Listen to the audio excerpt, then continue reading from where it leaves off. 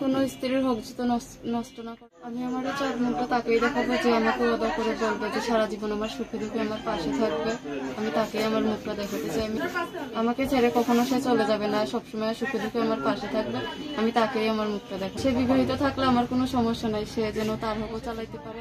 দর্শক, আপনাদের প্রীতীয় শুভেচ্ছা জানিয়ে শুরু করছি আমাদের আজকের প্রতিবেদন। তো দর্শক, দেখতে পাচ্ছেন আমাদের সামনে এক আপু দাঁড়িয়ে আছে। আমরা তার জীবনের গল্পটা শুনবো, জানবো আপু কেন আমাদের ইউটিউবের মাঝে আসলেন, তিনি কি বলতে চান। আপু আসসালামু আলাইকুম, কেমন আছেন? আপনার নাম কি?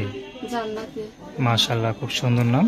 তো জান্নাত আপু, দেখতে তো মনে হয় খুব সুন্দর হবেন, চোখগুলা কত সুন্দর সুন্দর। তো মুখ দেখাচ্ছেন কেন?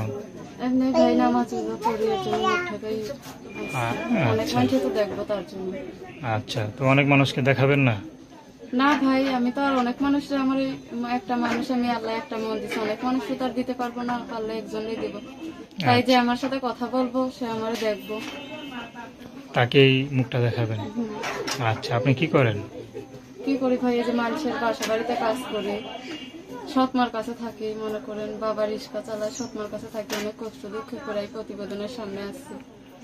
আমি চাই একটা মনের মতো মানুষ যে আমার বিয়া শাদী করবো, আমার দায়িত্ব নিবে, মনে করেন আমার সৎমার কাছ থেকে আমার আলাদা ভাবে কিছু করে দিব, মানে এরকম একটা জীবন সঙ্গীর জন্য প্রতিবেদনের সামনে আসছি। আচ্ছা, আপনার বিয়ে শাদী হয় নাই? না ভাই, বিয়া শাদী হয়নি। পড়াশোনা কত দূর করছেন? পড়াশোনা করছি ক্লাস 6 পর্যন্ত, তারপরে এই যে সৎমার জন্য আর পড়াশোনা করা হয়নি। বাবা নাই? বাবা আছে, বাবা রিক্সা চালায়, কিন্তু বাবা মনে করেন সৎমার কথা শুনেই থাকে, মনে করে কোনো গুরুত্ব দেন আর কি আমাকে। আচ্ছা, আপনি নিজের মানে আপনার মার পেটে কি আপনি একাই, না কোনো ভাই বোন আছে? একাই। আচ্ছা, তো মা যাওয়ার পরে কি বাবা একটা বিয়ে করছে নাকি মা থাকতেই? মা থাকতেই বিয়ে করছিল, তারপরে মা চলে গেছে। এখন মনে করেন ওনার ঘরে